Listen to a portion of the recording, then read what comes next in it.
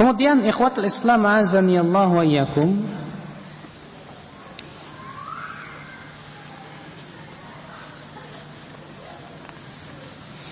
sebab yang kedua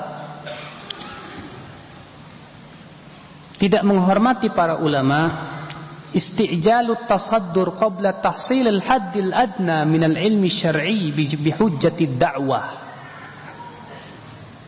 Terlalu tergesa-gesa menjadi dai sebelum menghasilkan batasan paling rendah dari ilmu dengan alasan katanya mau dakwah.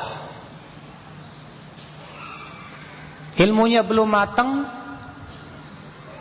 dan belum pula dia menghasilkan batasan paling rendah dalam menuntut ilmu, tapi dia sudah duduk di majelis ceramah sana sini, ya. Apalagi sebagian mereka berhujah dengan hadis balighu anni walau ayat. Sampaikan dariku walaupun satu ayat. Itu yang terjadi subhanallah ya akhal Islam azani Allah wa iyyakum.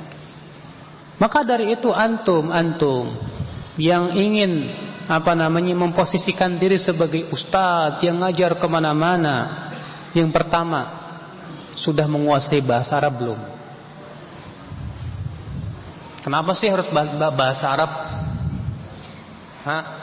Kenapa harus bahasa Arab? Karena kita para ulama pakai bahasa Arab, Al-Quran bahasa Arab, hadis bahasa Arab. Ya enggak? Lah kalau misalnya ustadz nggak bisa bahasa Arab, akhirnya mengandalkan terjemah. Lah kalau ternyata terjemahnya salah, dia akan sampaikan sesuai dengan yang dia pahami dari terjemah. Sahih tidak? Benar.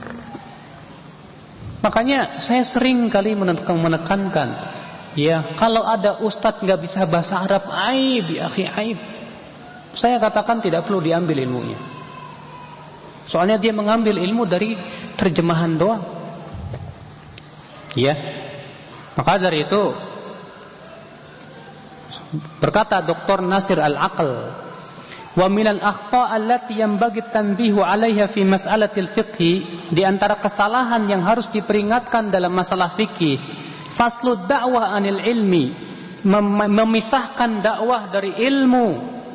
Hadhi tujad fi syabab aktsar min ghairihim, ini lebih banyak ditemukan pada para pemuda daripada yang lainnya. Yaqulun, mereka berkata, apa katanya? Ad-da'watu syai', ya, wal fiqhu fid din syai'un akhar. Dakwah, ya, ini suatu perkara, ya, menuntut ilmu beda lagi. Itu kata mereka. Falidzalika najidu anna ba'dha syabab yahtamu bid-da'wati amaliyan. Makanya kita temukan sebagian pemuda semangat dalam berdakwah. Sana sini dia ceramah. Iya. Wa yabdhu fiha juhdahu wa waqtahu, bahkan ia sungguh-sungguh memberikan semua kesungguhan dan waktunya. Lakin tahsiluhu lil fiqhi wal ilmi syar'i qalilun jiddan, tapi sayang menghasilkan ilmu dan fikihnya sangat sedikit sekali. Dan ini kebanyakan terjadi di kalangan orang-orang harokah, ya. Ya enggak? Iya. Antum dulu yang pernah ikut harokah punya sedikit kemampuan jadi murabi antum. Iya kan? Iya. Kalau udah jadi murabi, udah jadi murabi, berarti punya apa? Punya mad'u. Nah, mad'unya itu ada beberapa orang. Nah, dia punya tanggung jawab itu. Harus ngajarin mad'unya. Sementara dia sendiri enggak punya ilmu. Bayangkan ya, akhi azani Allah wa iyyakum. Bahkan naudzubillah, ya, sebagian mereka setiap ada misalnya bintang film baru taubat suruh ceramah. Ada bintang film baru taubat suruh ceramah, gimana itu? Ilmu dari mana mau ceramah? Ada bekas biarawati udah baru taubat, ya, suruh ceramah. Padahal kata para ulama, orang yang baru taubat dari kebid'ahan atau dari kesesatan tidak boleh dulu dia mengajar. Kenapa, Mas? Karena pemikiran-pemikiran yang lamanya itu masih nangkel, masih ada. Ya. Harus dicuci bersih dulu. Harus paham dulu tentang ilmu, tentang manhaj dan yang lainnya. Nah ini, permasalahannya seperti ini, akhul Islam. Coba antum lihat di televisi.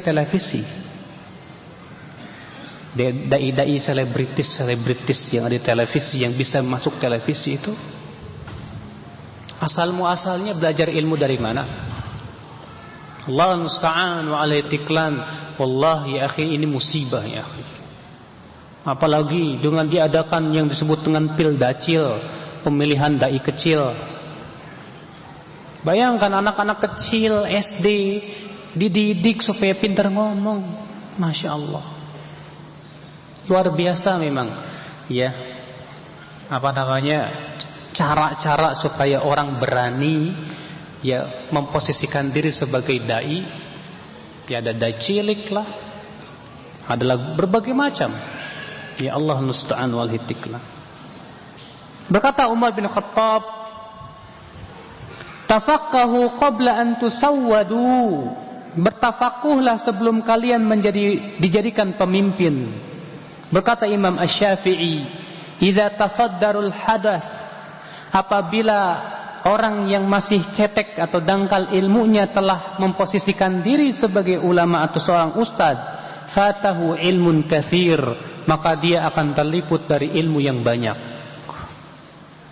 Sebab akhi, kalau orang sudah keasyikan dakwah sana sini, pasti dia lupa nuntut ilmu.